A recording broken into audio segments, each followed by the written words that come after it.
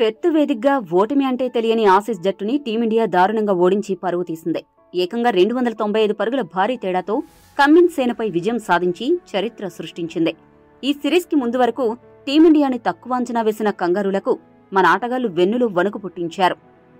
మొత్తానికి border Gavaskar trophy 2024-25లో team India శుభారంభం చేసి 5 మ్యాచ్ల టెస్టు సిరీస్లో 1-0తో ఆధిక్యంలోకి వెళ్లింది.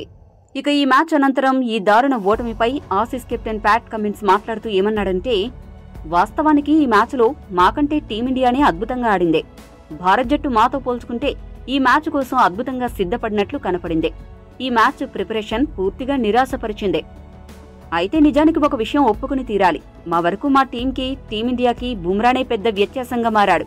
అతడు ఆరంభం నుండి మమ్మల్ని క్రీజులో నిలదొక్కుకోనివ్వలేదు. బుమ్రా మాపై క్రమం తప్పకుండా ఒత్తిడిని పెంచుతూనే వచ్చాడు. టీమిండియా బుమ్రా ఇచ్చిన ఆరంభాన్ని సరిగ్గా వాడుకుని మాపై గెలుపుని సొంతం చేసుకుంది. అయితే ఈ సిరీస్లో ఇంకా 4 మ్యాచ్లు ఉన్నాయి. కాబట్టి మేము ఇప్పుడే దేనికోసం చింతించడం లేదు. అడిలైడ్లో జరగనున్న 2వ టెస్టు కోసం మేము పూర్తిగా సిద్ధపడి వస్తాం. ఇండియాకి తప్పక సమాధానం చెబుతామని ప్యాట్ కమిన్స్ ముగించాడు. ఈ వీడియో మీకు నచ్చితే లైక్, షేర్, కామెంట్ చేయండి. మరిన్ని స్పోర్ట్స్ అప్డేట్స్ కోసం మా ఛానల్ను సబ్స్క్రైబ్ చేసుకోండి.